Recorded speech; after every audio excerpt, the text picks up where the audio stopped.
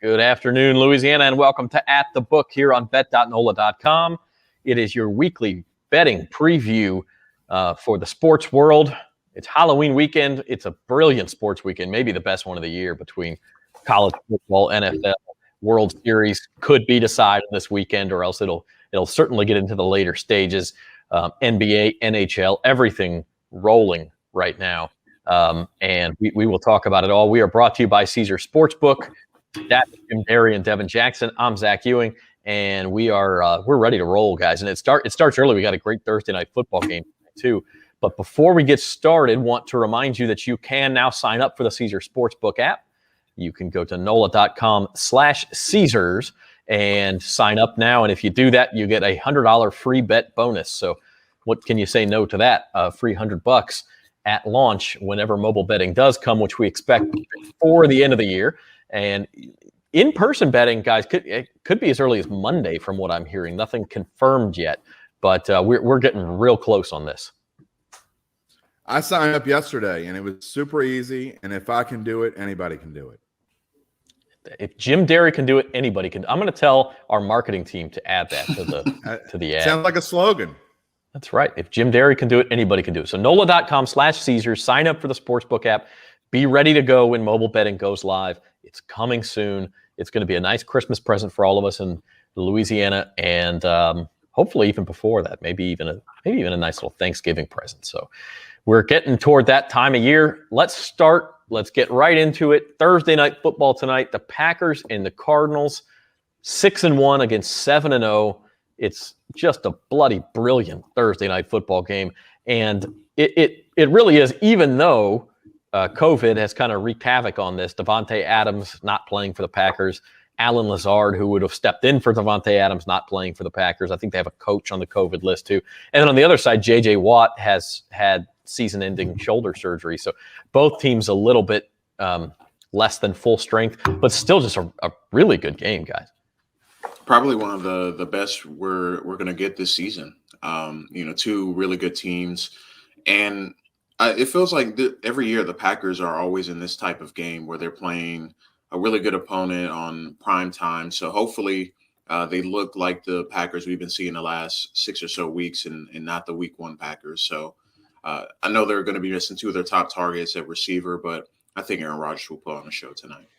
Yeah, it's interesting. I don't want to spoil our picks because I think, Jim, you and I both have big Bucs picks on this game because there's a bet I really like, and I know there's one you like too. But it's interesting to see that this line, a wide receiver usually not worth that much on the spread, but when it came down Monday that Davante Adams was doubtful to play, and it's been confirmed he didn't even travel with the team, but when word came down he was doubtful to play, this line went from like Cardinals -4 to 6 in an instant, and now it's up to 6.5.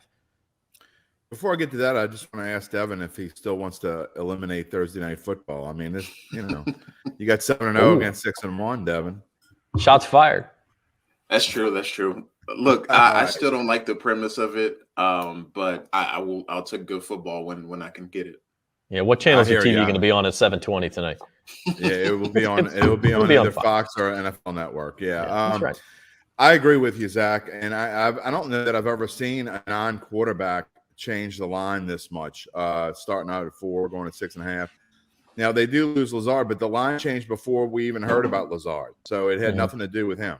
It was all about Davante Adams. They do lose the defensive coordinator as well, but, we'll get into the picks, but, seems to me when you still have Aaron Rodgers and Aaron Jones, I'm not sure why you would change the line so much. And then the line didn't move at all when J.J. Watt was out. So, really some strangeness going on here. And from what I understand, people in the know think that this line will even go up further. They think it'll go to 7 by game time. We'll see if that happens or not.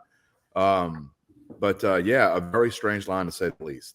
Yeah, I'll throw out I just saw the stat, and I can't remember if it was 7-0 or 7-1 straight up. Matt LaFleur as Packers head coach, 7-0 or 7-1 without Devontae Adams, straight up. Now, they're not always playing a 7-0 team in those situations. This is a difficult assignment on a short week. But the point is, Devontae Adams, a very good player, might be the best receiver in football, but that doesn't mean the Packers are helpless without him. Well, here's a stat for you, too, though, that goes the other way. So, I mean, kind of mixed bag. Over the past 10 years or so, and I don't know the exact number, but teams traveling more than 1,500 miles on a short week, which obviously this is because the Packers played on Sunday, or in the neighborhood of 40% against the spread on Thursday night. So it's a tough task for Green Bay for sure, but I don't think that takes in account how big this line really is. Yeah, well, it's an interesting game for sure. I want to get into cashing in with Carville for this week. We did not have him pick the Thursday night game simply because we don't want y'all who are in the contest to have to make your picks by tonight. We only give you a little bit of time, and so we choose the Saturday, Sunday, Monday games, and so that's what we did this week. But you can play cashing in with Carville, make your picks against James Carville, win monthly prizes. The October prizes are going to come down the chute next week for anybody who finishes ahead of what Carville did in October. And quite frankly, he's been not very good in October. September, nobody beat him. We didn't hand out a single prize. Saved us some money on the budget. But October, we will hand out up to 10 prizes for the top people who beat him. Go to NOLA.com/cashing-in.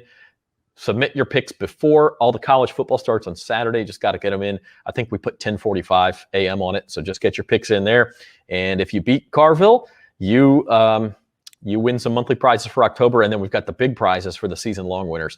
So let's watch Cashing In with Carville for this week. Talked to him this morning, and here it is.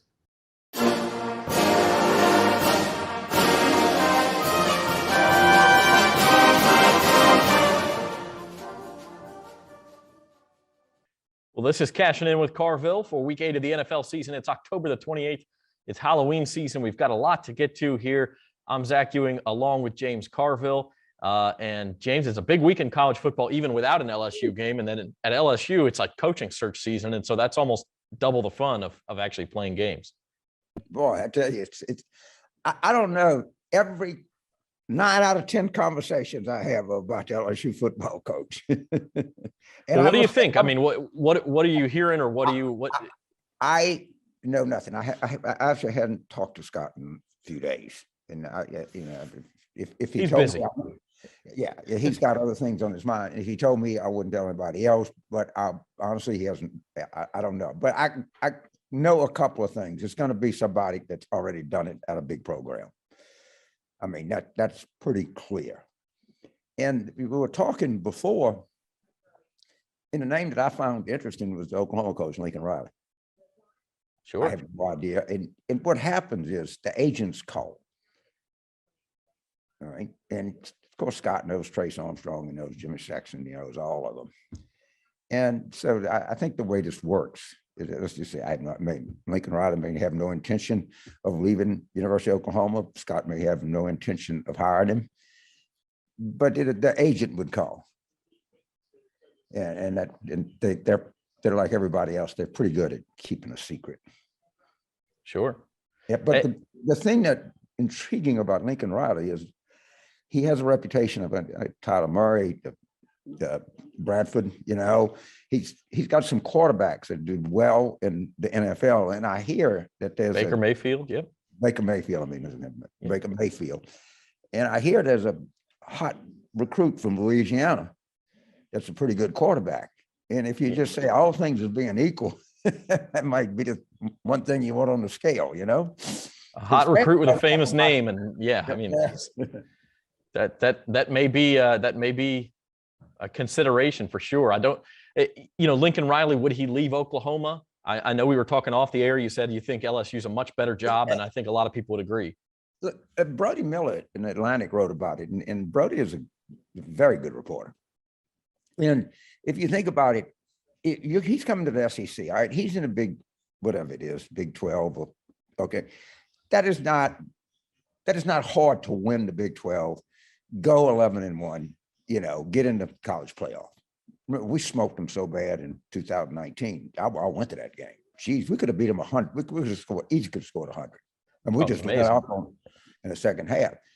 So now he's coming in the SEC. So he asked himself, here I'm at Oklahoma. The high school football in Oklahoma is not nearly as good as in Louisiana. I got Texas poaching on me. I got Oklahoma State I got to deal with every other day, and I go to Baton Rouge. And if I can just, run the table close, 80% of the table in Louisiana, I already got a top 5 recruiting class. And, I'm in a new neighborhood, and I think that the LSU job is significantly better than the Oklahoma job. Now, it may be that he's there and his family likes it, and you don't know the other intangibles, but I bet you, if he's interested, his agent has already called. Now, Scott is the athletic director. He's not a dictator. All right, he's got a president. He's got a board. They're generally going to trust him. They're going to give him a lot of leeway, but there's internal politics there. But the Lincoln Riley name, it intrigues you a little bit. A little bit, yes. And James Franklin, but he's about to lose 3 in a row.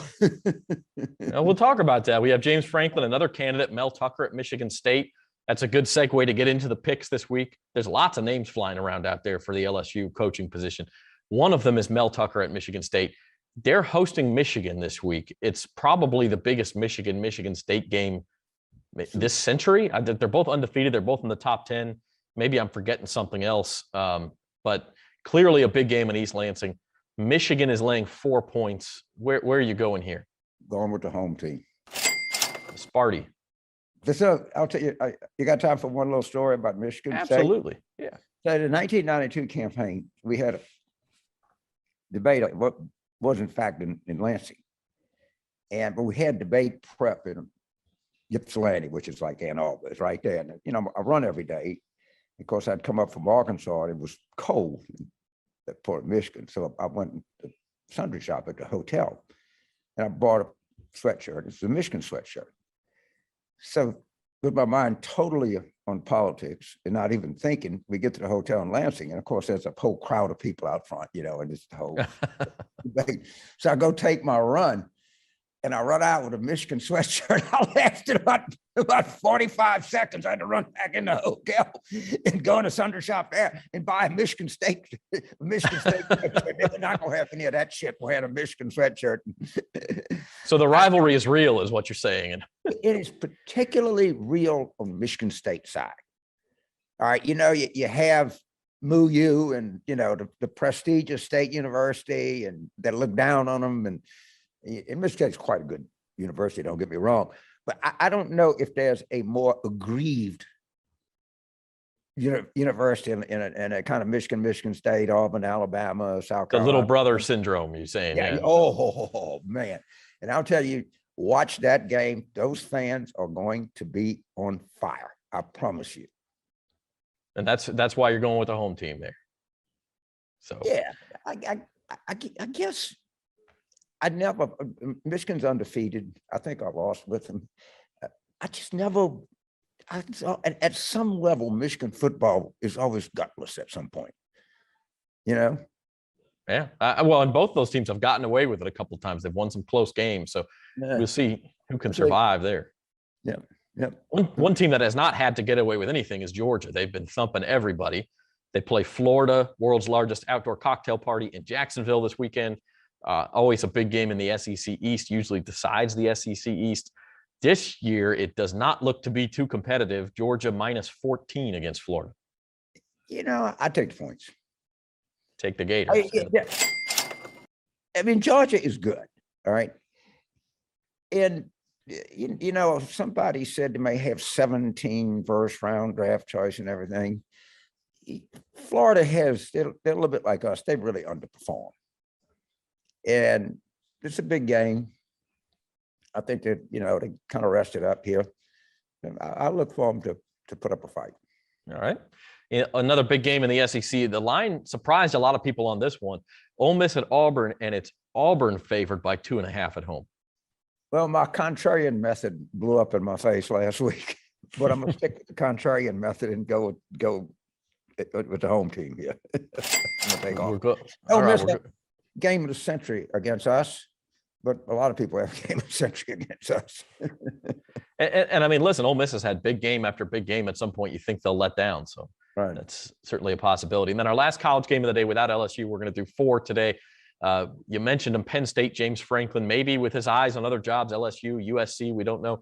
Playing in Columbus, if you're distracted, this is not who you want to play. Ohio State's absolutely rolling right now, and the Buckeyes are minus 18.5. And I'll eat the 18.5. All right. So the We're gonna Buckeyes, have 3 touchdowns. I mean, they have been scoring points in barrels. Probably if you win by 21, you're good. That's right. 18.5. We'll move on to the NFL. I mean, I think they got Oregon beat them early, and they look like they might be. Reports out of Columbus that they're not that good this year have been greatly exaggerated. I think you're right. I said on another show, I think the most likely national championship at this point is Georgia against Ohio State, because they just seem like they're the two teams that are rolling and are most likely to get there. To shift gears to the NFL. I'm sorry, James, go ahead. Got to beat Alabama in the conference championship. That's true. There's a guy named Nick who may have a say in that. That is for sure. I bet you that Scott has talked to Nick about this LSU job. I think Nick would tell him the truth. They're good friends. You think so? Oh, that's interesting. I think Scott's talked to 50 different people. I mean, and maybe 50 more this week. Who knows? And all of them know something about college football. This is not going to be a spur of the moment hire. This is going to be well thought out. Not at all. Not at all. We'll move on to the NFL, where you had your struggles last week as well. Let me ask you this. Monday night, have you ever seen an uglier game and been happier at the end than when the Saints survived Seattle? Yeah, our defense is just stunning. And again, I'm not a conspiracy theorist. But if you have 10 bad calls and 6 go against you, you say, well, if there's 10 bad calls, 8.5 go against us. I mean, that was so much offensive interference. It was a joke. And then that personal foul, when the guy comes up to our guy, shoves him back, our guy shoves the other guy back, and he gives us the goddamn penalty. I mean, it just, like, I'm watching the game. I didn't just see that, did I? And the guy was watching me with me said, yeah, you saw that. I mean, it was just as blatant. How can you miss that? It was that call in the Rams game in the Dome. So son of a bitch is looking right at the plate. There were 2 penalties. Yeah. And in a game like that, 15 yards is a lot of yards. Is it a lot of yards? You're on the sideline, you shove a guy out of the way who was totally had you covered. The referee was right there. I mean, again, I'm not a conspiracy theorist. I don't think, I think it literally would be stupid and possible that Goodell has told the referees to screw the Saints when you can. That's a $20 billion league. All right. They're not, they love that. But the Marie Laveau's voodoo is still around here somewhere. It just happens. And it doesn't happen like on close calls. I was watching the World Series and some guy, they said they called a strike and, and it should have been a ball and people were going crazy. They showed a replay and I think, like if a call like that, part of baseball. I mean, it wasn't like he threw it in the dirt. Mm-hmm. And I don't know. Well, I mean, listen, at some point it's bound to come back and help the Saints, but that NFC Championship will hurt for a long time. I think it is, and you would have thought, and see, I mean, we got bad calls there, and you get 2 bad calls in a place like Seattle, but you got to say our defense is good. And I don't know if you agree with this, but it looks like Peyton doesn't have a lot of confidence in Winston. It sure looks like that. I mean, I will say, watching some film last week, he had a couple of shots late and the throws were fine and the receivers didn't make plays. So they did take some shots and the receivers got to come up with the ball too. I looked at his completion percentage, actually pretty good. Yeah, a lot of short throws, but yeah, he's. I mean, I think he's still a work in progress for sure. Well, he's got the ability, and if he gets better later, we might be in the hunt in this thing. And it could start with the Bucs this week. I mean, if you want to win the division, you have to beat the Bucs at home. I think that's fair to say. I don't pick the Saints. I always pick the Saints, but I kind of halfway like them. Yeah, I mean, I've heard other people agree with that. Let's get to our other games. Titans and Colts. Speaking of games teams have to win if they want to be in the hunt. The Colts get the Titans at home if they want to stay in the AFC South. Probably have to win. They're getting a point here. I'll take the Colts, and the Titans are very good. They're good last week. And, Derrick Henry is like a human locomotive or something. But it's kind of an ebb and flow, and the Colts are not bad. No, they're not, and they're at home. So yeah, they're not bad at home. Big game out in LA, the Patriots at the Chargers, who are -5.5. I like the 5.5. Taking the pass with the points. Chargers were. I was high on the Chargers, after week 3 or something like that, but they seem to be not quite as good as I think I thought they were. It's still pretty good. It'll be an interesting game, offense against defense there. And then on Sunday Night Football, Cowboys -2.5 up in Minnesota. I take the home team. I take Minnesota with the points. So I still believe that the Cowboys get an extra point because they're the Cowboys, and the odds makers know that. I mean, it's mythology maybe, but I don't think it's mythology. I think that the Cowboys. Everybody wants to bet on the Dallas Cowboys. Oh, they're popular again. They're good again too. So they're good. I mean, it took Jerry a long time to get the right combo here, but it looks like he might have it. All right. For a little lagniappe before we go, I have a different kind of question for you. Preferred Halloween candy? Well, the candy that I like a Snicker. All right. It's not very pretty. It's a solid choice. It's a solid choice. Or actually lemon jelly beans. I'm so mad at Lifesavers when they took the lemon Lifesavers out, I could choke them. and you got to tell me one candy you can't stand that's going right in the trash. One candy I can't stand. I don't like Milky Way. Interesting. So Snickers, but not Milky Way. Yeah, I like Snickers. I don't know how much difference there is, but I just I grew up with I'm the only guy that doesn't like fried chicken. People just go, when I was a kid. And I think what happened was I just decided I didn't like it, and everybody tried to pressure me to eat it. And I just was so horrible. I like chicken salad sandwich or anything like that. But it's just weird. And I can't justify my likes and dislikes, but I was 77, so not likely to change. Not going to change now. James, we appreciate the insight, the picks. We're going to do a little bit better this week. We're coming back. Jeff Duncan is busting my ass right now, and I have dinner with it tonight, and I got to listen to his shit on top of all this other stuff. All right. Well, we're going to get back at Jeff this week. James Carville, cashing in with Carville. You can play at NOLA.com/cashing in. James, until next week, we appreciate it. That. All right.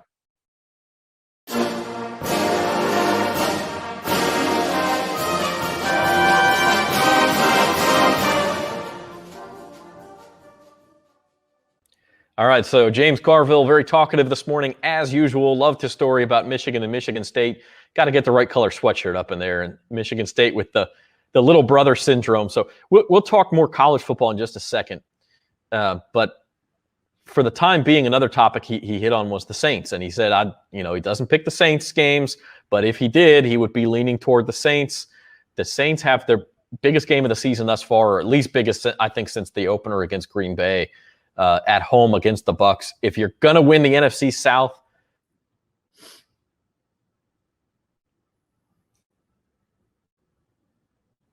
well, I'm not sure if we lost him there, Devin, but I think what he was going to say is, and he's right, if you're going to win the NFC South, you've got to beat Tampa Bay. Not only beat them, but you got to beat them twice, because we know Tampa Bay isn't going to lose a ton of games.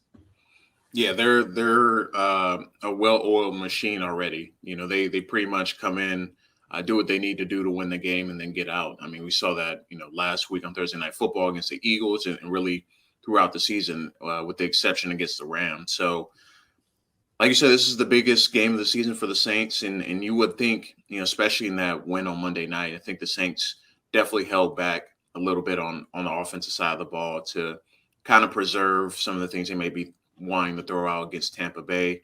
And also just the receiver position being so barren, but we saw yesterday the Saints got Mark Ingram, should help with the workload of Alvin Kamara because he had an insane amount of touches over the last couple of weeks, and definitely interested to see what happens in this game. I think this will be a good one. Yeah, it'll be interesting. The dome you would think would be rocking. I apologize, guys. We've lost power 4 times at Advocate World headquarters here in Baton Rouge this morning, and it's like mostly sunny outside, so I don't understand what's going on. I didn't lose power there, but I lost internet, so who knows? The world of technology is undefeated against all of us. But yeah, as I was saying, I think you got to win this game if you're the Saints, and I assume what you guys were saying is that Sean Payton probably pulling out some stops to make that happen this week. Well, we hadn't got that far, Zach, but that's exactly where I was going to go next. Sean Payton loves these kinds of games. He typically fares well in them, other than the 3-year 7-9 stretch when they just stunk up the joint and had all kinds of issues.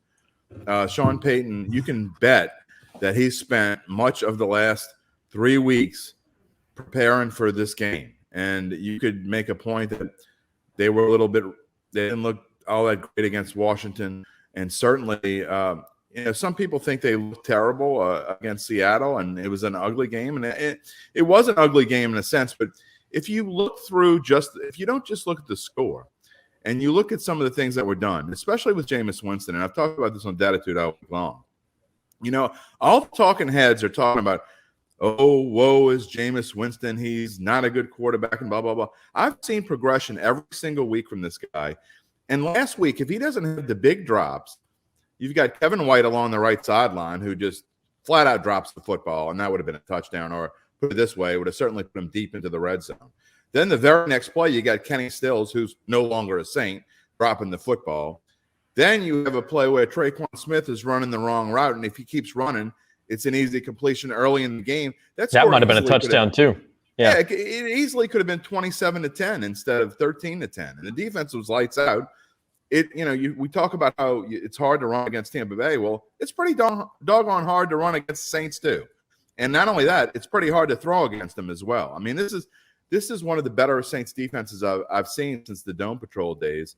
And look, I'm trying not to be a homer. I'm trying to call it like I always do and see it the way that it is. And people hate me when I think the Saints aren't going to do well. But this is actually a game where and we'll get to it a little bit more when we talk about our picks, but this is a game where I think the Saints match up well against Tampa, and they showed it last year. They're going to put a lot of pressure on them. Lattimore is going to cover Mike Evans like a blanket, and it all comes down to if they can cover Chris Godwin. I don't know if Gronk's playing, but if he does, it'll be Jenkins on him. So, I mean, it's not a bad matchup for the Saints, and Tampa Bay isn't as good as everybody thinks they are. The Saints beat them twice last year, handily in the regular season.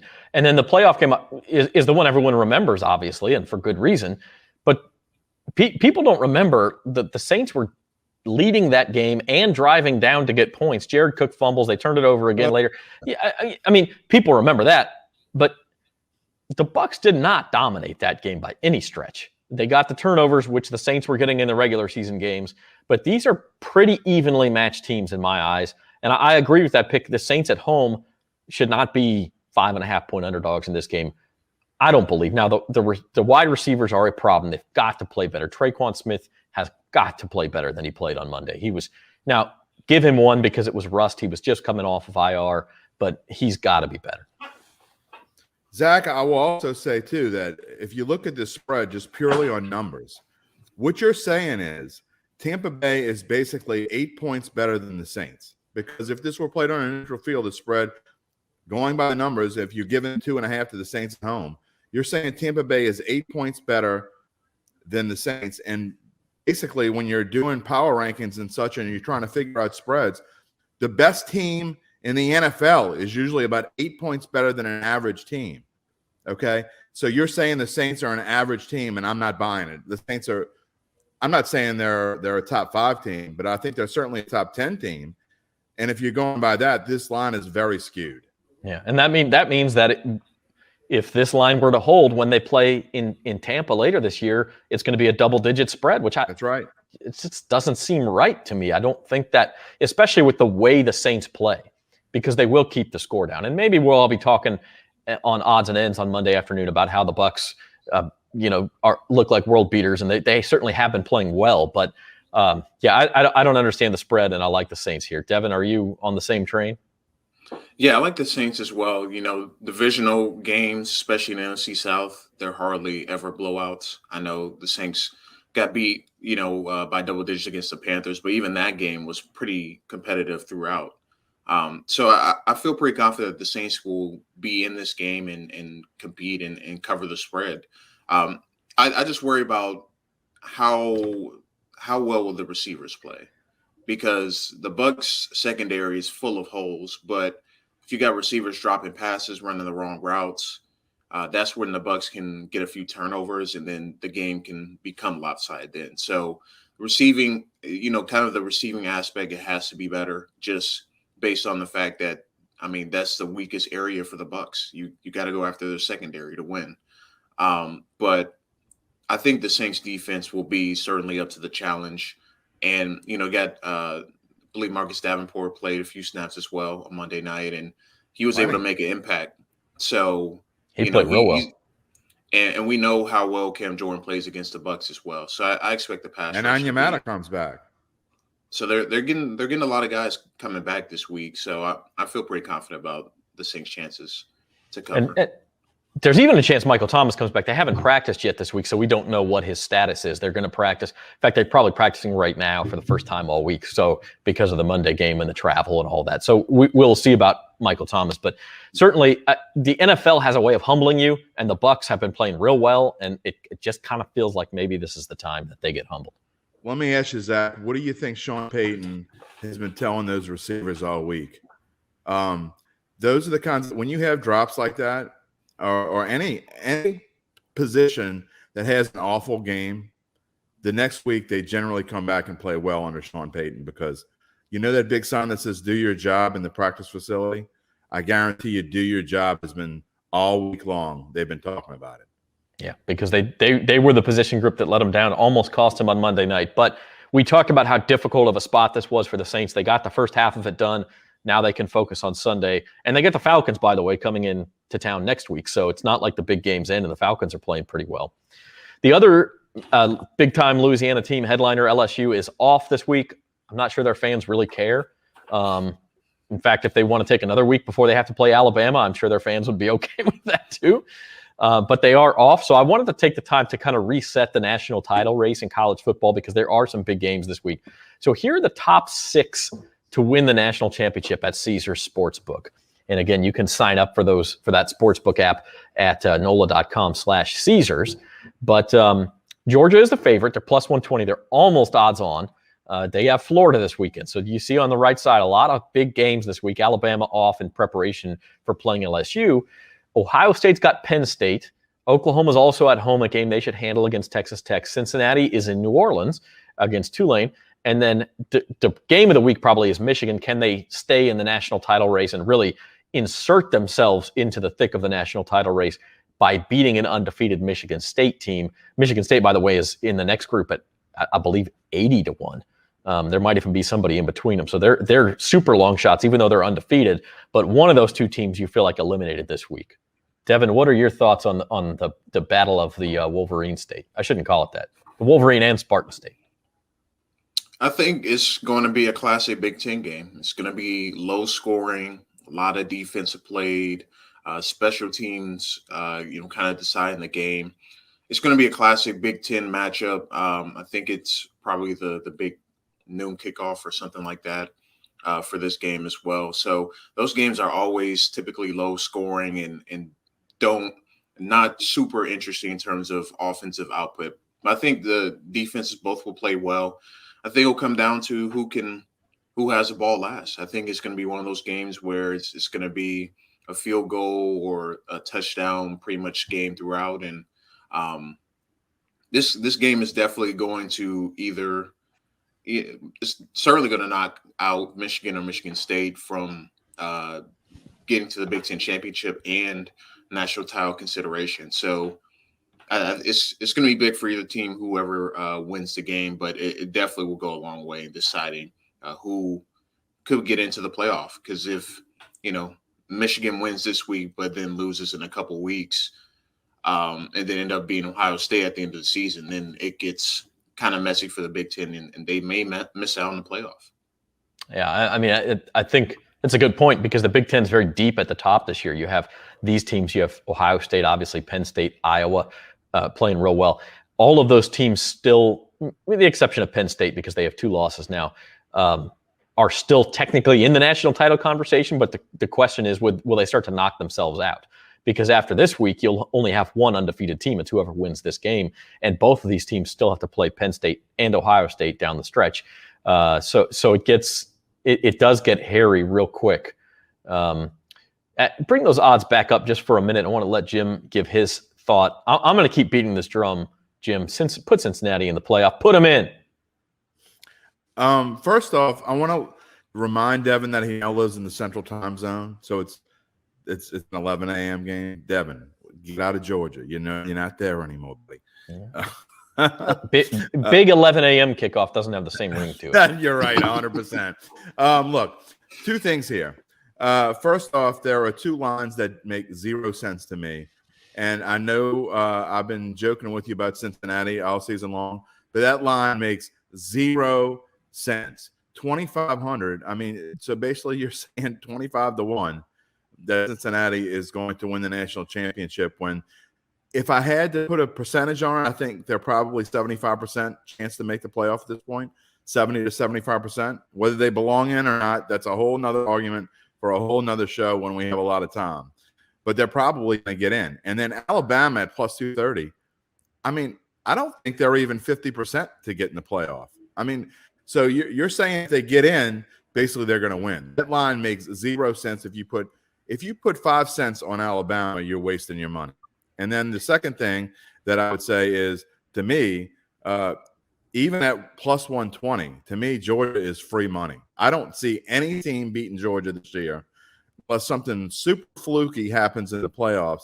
I'm never a bet one against the field kind of guy, and I know that's what this is. But in this case, I'm going to take Georgia, and y'all can all have the field if you want at minus 140, which is basically what it is. If y'all want to make that bet with me right now, I'll take it. I'll give you minus 140, and I'll take the dogs at plus 120 because nobody's beating them this year. The only thing I'll say to that, Jim, I agree with you on Alabama because they're going to have to beat Georgia twice to get in, not to mention beating Auburn. Can't remember who else they have left. They have LSU obviously left on their schedule. Don't think they played Arkansas yet either, but they're going to have to beat Georgia in the SEC championship game and then most likely beat them again in the playoff to win the national title. And so I agree with you, plus 230. I'm not touching that.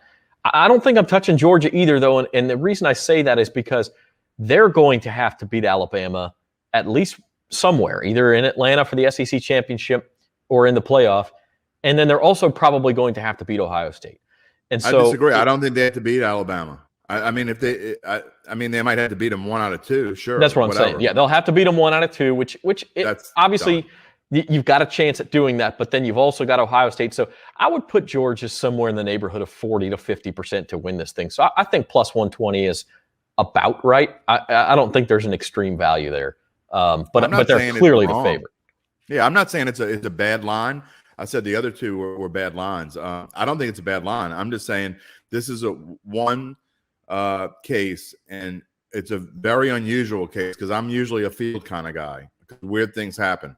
I just think from what I've seen this year, unless something fluky happens, and we know that things that weird have happened in the Kirby era, but I just don't see anybody beating this team. Nobody. I mean, I think Kentucky's a really good football team, and what Georgia did to Kentucky just kind of, to me, shows how good they really are. Auburn's good. They did it to Auburn. Yeah. Clemson, we know, has a great defense. but Georgia gave them nothing on offense. So they've been super impressive. I would throw a little sprinkle. I would throw a little sprinkle on Ohio State plus 650 though. I mean, if you want to waste money, go ahead. They're the Big Ten, Ohio State. They'll roll until they get into the playoffs, and they'll play Cincinnati or they'll play Alabama. If they play Alabama, they'll lose. But if they play Oklahoma or something like that, I mean, sure, they'll get into the national championship game, but they're not going to score against Georgia. But yeah, I mean, I don't think it's. I'd rather put, and I'm not kidding, and I've already done this actually. I'd rather put $10 on Cincinnati because to me, at 25-1, I mean, you're talking about fluky things happen. Unless they're the 4 seed, they've certainly got a decent chance to win against an Ohio State or against Oklahoma or against even an Alabama. I mean, they have a decent chance to win that game. So you talk about fluky things happening. If you give me 25-1 on them being able to win their first game and then somehow fluky things happen and beating Georgia, I'll take that bet, and I already have. So I'll plop $10 on that and see what happens. Well, and you can hedge at that point. Go ahead, Dev. I was going to hop in real quick and say I think the seeding definitely matters this year more than anything. Because I mean, I was just running through scenarios in my head. Like, say, what if Georgia says, we're going to lose the SEC championship and be a 2 or 3 seed. That way we don't have to play a certain matchup. So it could be a lot of things happening with that. But I think Cincinnati needs to get a 3 seed because if they get the 4 seed and have to play Georgia in the first one, I don't like their chances to win it all. Agreed. Yeah, I mean, I don't know that they have a great chance. You also got to remember last year Cincinnati played Georgia in the Peach Bowl and they went toe-to-toe with them. I mean, it's different teams, but I don't think they're automatically no chance there in that situation. Right. So it'll be interesting to see. 25-1. I mean, you want to risk $10-20. I mean, to get 250 or 500. I mean, I think that's as good a bet as was on that screen just now. Well, let's play big bucks. While we're talking about risking and wagering and Jim being confident, let's go ahead and play big bucks. Our Week 7 results. Devin, another good one. I think this was the second straight week you were plus $72. So just plugging along, man. Just turning not a huge profit, but just a small 2-3% profit every week, and that's what we like. We like that grinding. San Diego State winning. You missed on the Ravens. Missed pretty big on the Ravens, but you got just about everything else right. Yeah, the Ravens definitely let me down, but I should have known that it was a classic game. Ravens playing really well, and just second half it was all Bengals. But I don't regret making that bet. I thought the Ravens were going to at least win the game, but they weren't even close. But other than that, it was a pretty solid week. I think I only got one miss in college and then one miss in NFL, so not bad. Yeah, I will take that every week. But it wasn't quite a Jim Derry week. He was up $100 again this week, and he's starting to dig himself out of that hole. And you hit a parlay, Jim. Had a parlay, had a teaser. Man, I mean, that's 3 teasers in a row, Zach. What was our root beer bet? I'm going to win more than I lose on. Yeah, I'll have to go back and do the math on that. I think you're about even right now. So yeah, it's pretty close. And you might need to win one more. Yeah. I don't know. If I get one ahead, I might have to just stop using them. No, I'm just kidding. Look, Lions to me was a great bet. Jared Goff going out to the Rams. You knew he was going to. He's not a great quarterback, but you knew he was going to probably play his best. Lions were fired up. They were doing everything under the sun. They were faking punts, faking field goals, doing weird plays, going for it on 4th down. They gave everything they could to go out there and play well, and they led for a lot in the first half. So that was a great bet. And to Devin's point, I mean, I could see why you would think the Ravens are going to win. I really like the Bengals because not so much because I have the Ravens lower than most people do, but people aren't giving Cincinnati enough credit. I think now this week they're giving them too much credit, and we'll get into that in a little bit. But I just think to this point, no one's given the Bengals enough credit to realize that this is a playoff team. I mean, I truly believe this is a playoff team. They play in a tough division, so we'll have to see. It's kind of like the NFC West of the AFC, but I really like that. And then Texans, I guess I got caught up in the whole, you giving that many points to a team, an NFL team. The Texans have been up and down as far as performance. We know that they're not a good football team, but 1 week they'll play okay, and the next week they stink up the joint. And I just thought the Cardinals would do for a letdown, and it probably had something to do with the fact that I said it last week. I had Arizona as my knockout pick for all three of my picks, so I figured they were going to make me bite nails. But I'm probably, if somebody's a 17 or an 18-point underdog, I'm probably going to take that 80 to 90% of the time. And you're going to win a lot of those too, I think. It's just, but you don't see them very often, and there's a reason for that. I'm struggling, and that Fresno State Nevada pick is a good example of that. I'm making some bad picks, no doubt about it. I'm also not catching any sort of breaks in the close games. This was one where Fresno State controlled that game throughout. They had a double-digit lead most of the game, and then Nevada scores. Nevada gets within 8. Gets a turnover, gets the ball back, and goes down and scores and misses the 2-pointer. And so Fresno State won by 2. And that's when you have -3.5, that's exactly what you don't want. It's like, well, just go ahead and tie the game and give me a chance to cover this thing in overtime, or make Fresno State go down and have to score again. But instead, Fresno State had a 2-point lead. They just ran the clock out. And if you have -3.5, that's where you get killed. And so I'm catching some bad breaks. It's, you know what? It happens. It's sports gambling. Nobody is up all the time, and so I'm going to ride this out, and I will survive this. I'm still ahead of Jim anyway. Enjoy it while it lasts. Yeah, I will. In fact, I'm only just barely below where we started at 2,000. Let's move on to our week 8. Let's move on to our best bets. And interesting, we all picked something either tonight or tomorrow, so we're getting an early start. Devin, I'll let you go first. You went with the Friday night college game and over 58 in Nevada. That just sounds like a high-scoring game, Nevada against UNLV. Well, UNLV's defense isn't that great. Nevada has been putting up a ton of points this year. I just think, both teams are, coming off of tough losses. So Nevada's a pretty high-scoring team. In general, UNLV has fared well in the first half, so scored a ton of points in the first half, kind of fizzled in the second half, but I just envision this game easily hitting over on 58. I mean, just the Fresno State Nevada game was 60-plus points. So, UNLV is a little bit of a worse team than Fresno State. So I think that was a pretty easy bet for me. UNLV still hadn't won yet. They've come close several times, but still one of the nation's winless teams. Jim, we talked about the Saints a lot, but just to expound the point. Well, first off, it scares me that we all like the Saints. So that makes me a little nervous right there. But I think this is the most that I've put big bucks wise on one single game. Now I've bet more on a teaser and lost, obviously. But look, I think that this is, to me, one of the better plays of the year, if for nothing else, because we talked about it, because of the value that you're getting. And the value that you're getting on the Saints, you're basically, to me, getting a 2.5 to 3 point gift. I mean, the Saints should be 3-point underdogs at worst, in my opinion here. And so you're getting a good value. I think that Jameis Winston's be able to throw the deep pass. They're not going to have the dropsies like they had last week. The ball's not going to be wet. The dome's going to be loud. They're going to be wearing silly costumes. They're going to hit Tom Brady. So, he's going to get his for sure. And he'll find a way to get his, but so will the Saints. And I don't think the Bucs will be able to clamp down on this running game as much as they usually do. They're only giving up somewhere in the neighborhood of 63 to 64 rushing yards a game.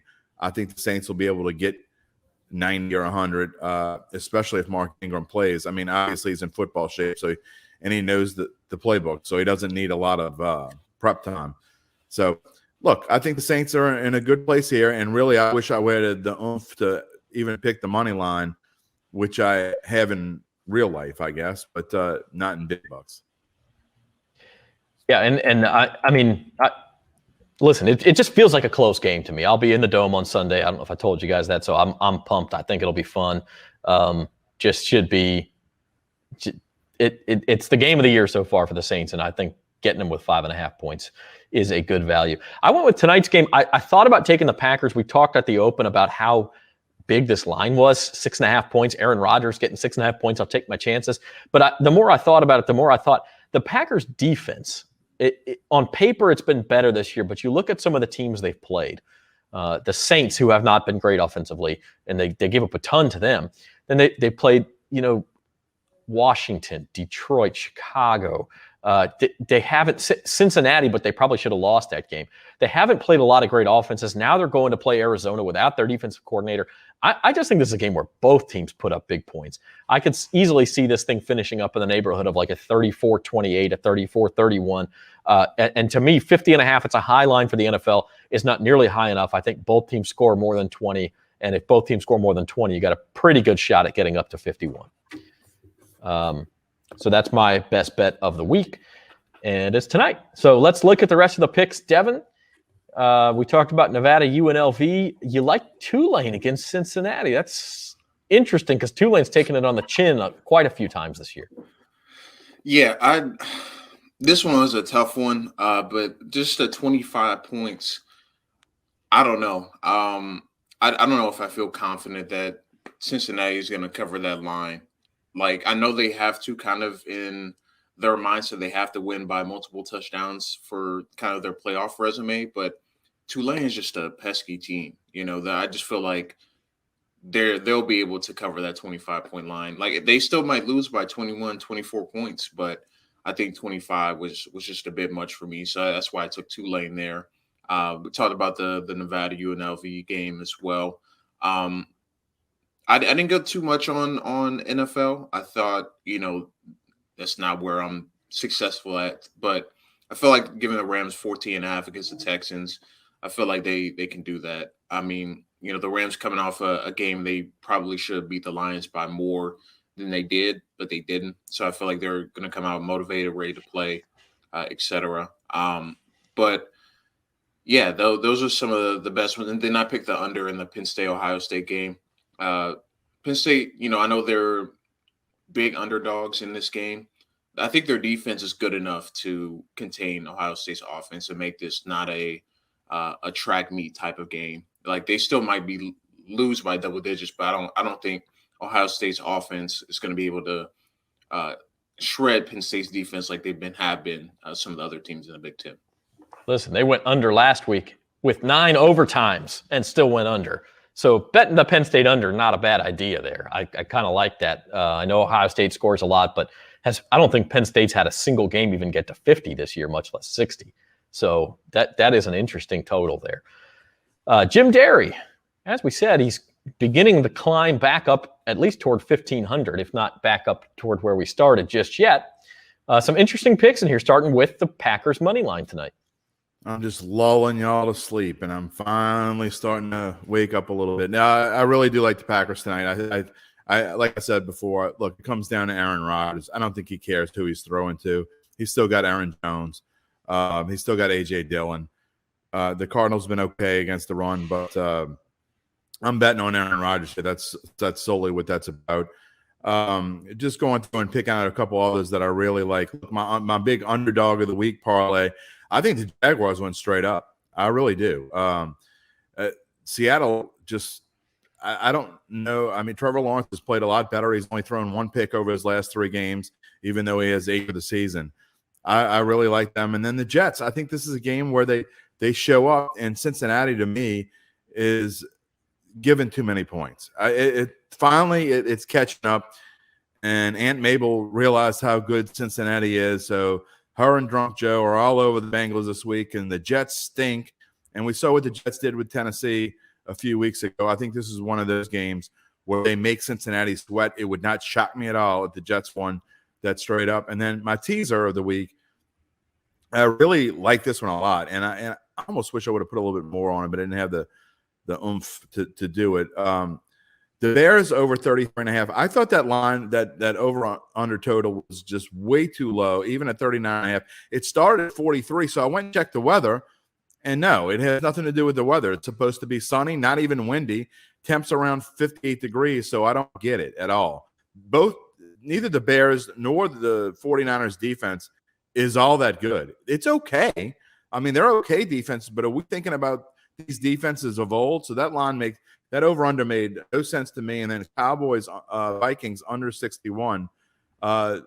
Again, here's a game where you're talking about way too many points, I think, being given up. And we know Dallas has scored a ton of points, but something about this game kind of smelled. I didn't like the line at all. And I think this is going to be a way lower scoring game than people think, especially with both teams having a week off and get themselves ready. It's going to be more like kind of a week one kind of game.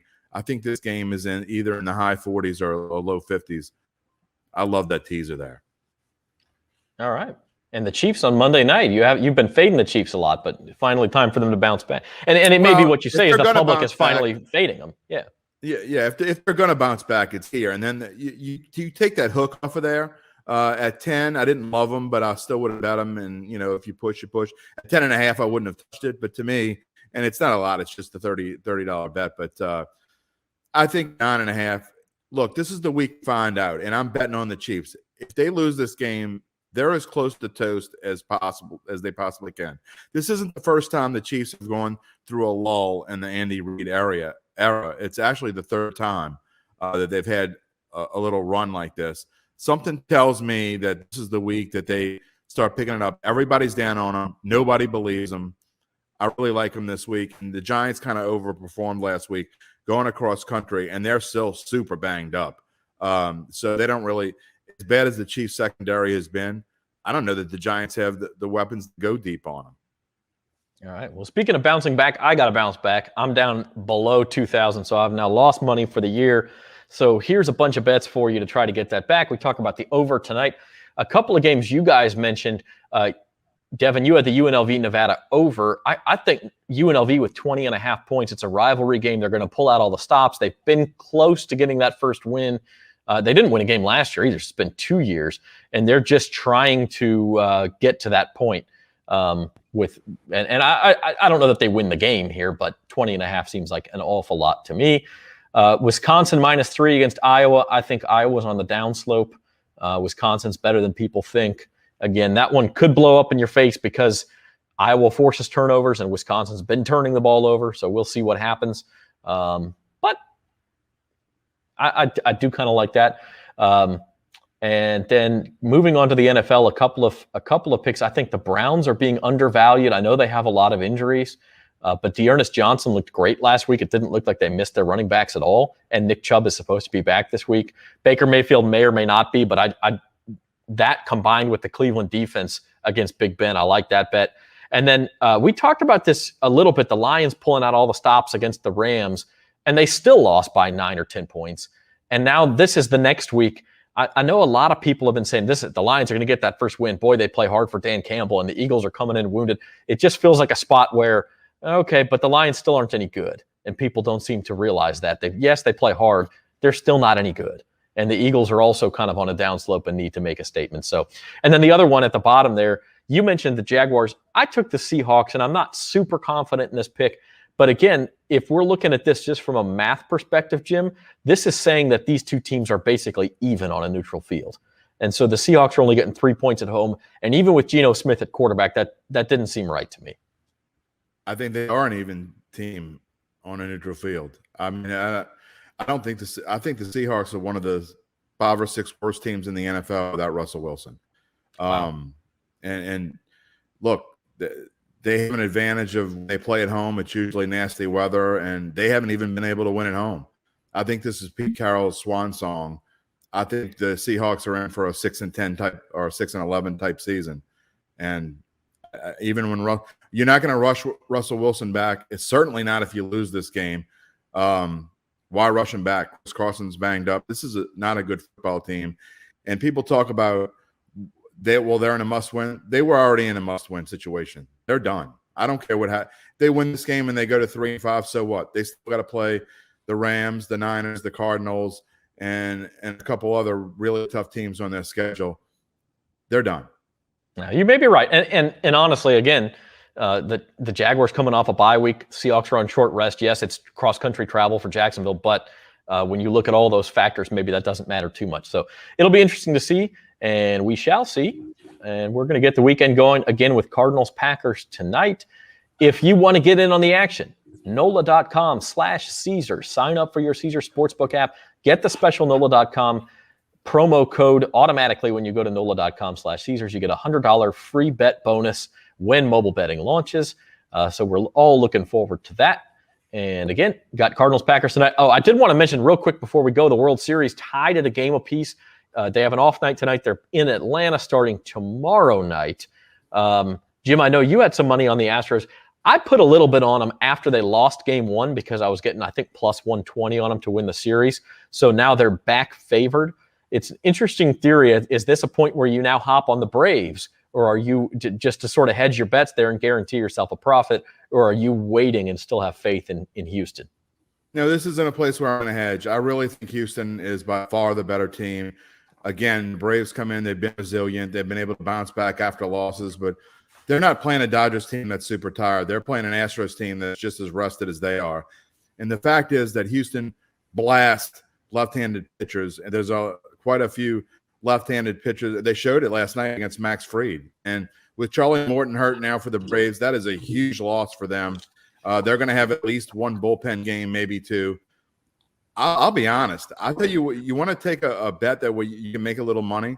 It would not shock me at all if Houston goes in Atlanta and wins 3 in a row.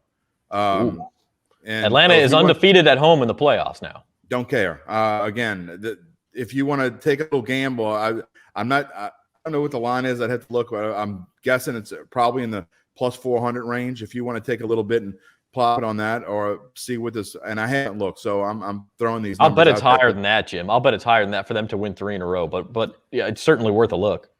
And what are the odds for them to win in 6? I mean, I'd look, but everybody thinks this is going 7 games. I think Houston is just a much better team. I don't like Atlanta at all, but I will say this: I'm rooting for Atlanta, even though I bet on Houston. And this is a weird thing. I can't stand the Astros. I don't care who knows it. You can send me hate mail at jderry@theadvocate.com. I hope I lose my bet. Go Braves. They got a lot of heart and they're fun to watch. I know Devin's on board with that. Yeah, that was funny. We'll see what happens. I think it's not impossible to win 3 in a row on the road. I don't know. I just feel like at least one game, the Braves will find a way to win at least one of their home games to at least send it back to Houston, give themselves a chance. You would think so, but you're right, and I don't actually see these specific game odds right now, Jim, on Caesar. So I've looked, but I do not see them. But I'll bet you get close to 10-1 that they would win 3 in a row, maybe 8-1. But we'll see. It's worth a look. And we are worth a look. We'll be back on Monday with Odds and Ends. Monday afternoon, our weekend betting recap. We'll talk Saints Bucs. We'll talk the weekend in college football. We'll talk the World Series. We'll see if it's still going. Jim thinks maybe it's not going to be still going on Monday. And then we will be rolling forward into week 9 next week. So until then, this has been At the Book on bet.nola.com. It's brought to you by Caesar Sportsbook. For Devin Jackson and Jim Derry, our thanks to James Carville for joining us as well. I'm Zach Ewing. Y'all have a good one now.